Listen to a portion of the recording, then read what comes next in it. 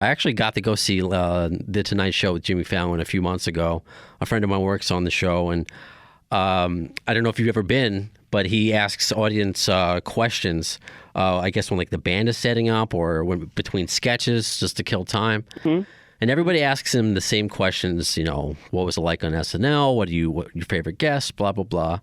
And in my head, I'm like, I have this opportunity. I have a GNR podcast. I asked him, like, do you remember the 2002 VMAs and introducing Guns N' Roses? His face lit up. I mean, I wish I could videotape it. And he was started to talk to, in addition to me, but somebody well across the audience. I couldn't see who it was, but I guess somebody who was a producer. Okay. And he's like, oh, you were there too, right? And he starts talking about Buckethead, and it was just a really cool moment. And for someone like him who's had so many moments, to still get that joy out of him was great. So then after that moment, I was like, of course, at some point, Jimmy Fallon would be on a bucket list. But I want to know what goes into making a show like that. Because one of the things that he revealed is that it was all kept a secret. There were code names. And I'm like, I got to find out the brilliant person who put this all together, because I know it was still social media. It wasn't like today where it's really hard to keep a secret, but it was really hard to keep a secret, as you were executive producer of that show, right? Was that the official title you had? Yes.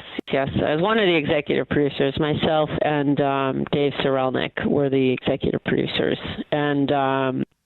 To your point, when you have something like that on a show like the Video Music Awards, you have to keep it quiet, because there's uncertainty in some of the big moments that we brought together. So we kept it to a very small group of people.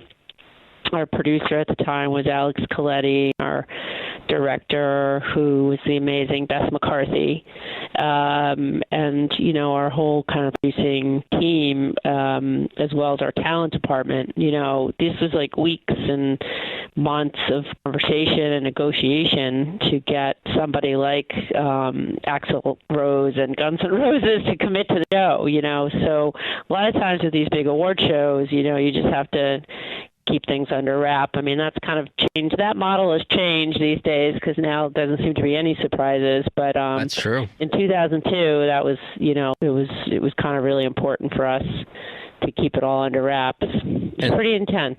So as we heard Jimmy Fallon introduce you had been trying for years at that point to get Guns N' Roses. So after 2000 with Tim from Rage, were you nervous about having rock acts or acts in general?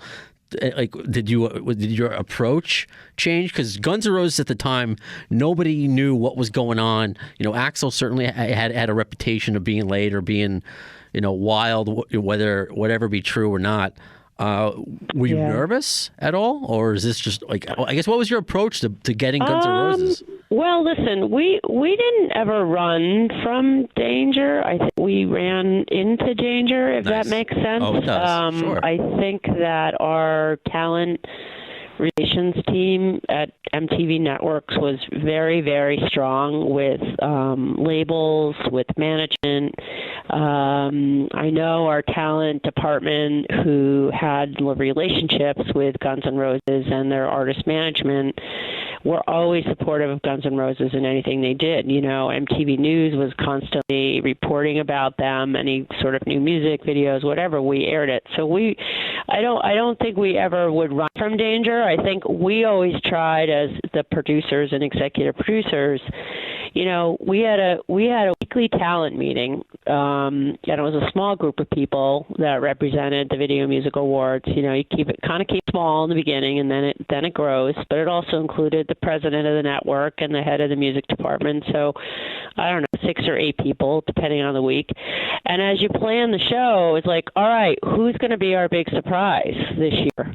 Who's got something coming out? Who haven't we seen in a while? What rock legend should we bring on the show? What kind of collaborations should we do that are organic? So that was just kind of part of our weekly mission, and every year you had ideas that you tried to do, but you couldn't. So Guns N' Roses came up every year. You know, where are they this year? Oh, you'll never get them, or or maybe we'll get them, or you're never going to get them, or Axl this, or they broke up, or no, the timing's not right. And this particular time, we talked about it and we thought it could happen, and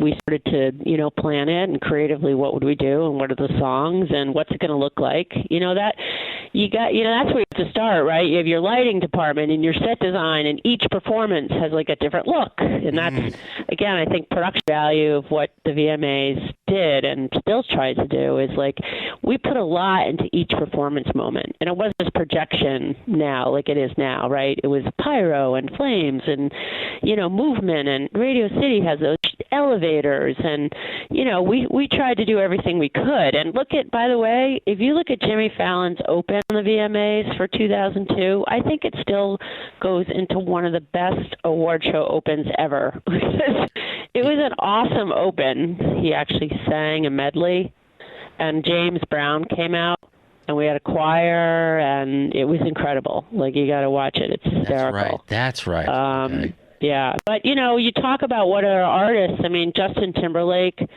was a guest on our show. It's another person I'm like a huge fan of.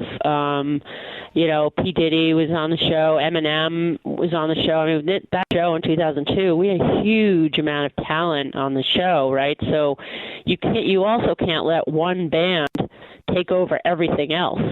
But it is the domino effect. So that's also why we put them last. Because we were like, if they don't show up, nobody will ever know they were coming. Okay. And because if you announced it and he didn't show, then that's not either. So that was one of the reasons actually why we positioned it where we did. Okay, we GNR fans, we know we've learned. I mean, there've been great recent years about being early, if anything, but at that time. So when did you? Because there were. I think recent leaked videos of the rehearsal footage. This is how crazy Guns N' Roses fans are, Salli. So yeah. So is that when you finally knew it was going to happen, when they came in for a rehearsal? Yeah, and I don't know if there was anything leaked from rehearsals, because this is not like cell phone days. Right. We pretty much cleared the house, and it was actually a closed rehearsal. Interesting. And it was very late. So most all other talent was gone, and it was just really working crew. And they showed up to do rehearsal. I want to say it was 10 or 11 o'clock at night. And the band came, and the gear was set, and we heard Axl was in the house.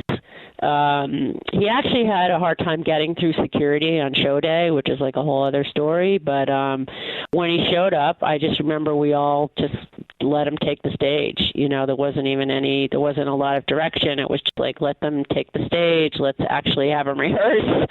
And they did, and we were all pleasantly surprised, and we were excited. We let lighting and staging, do what they needed to do. Our director, we wanted to give her some time, obviously, to try to figure out, how to cut this and what he was going to do, because we didn't know a lot. There wasn't a lot of pre-production.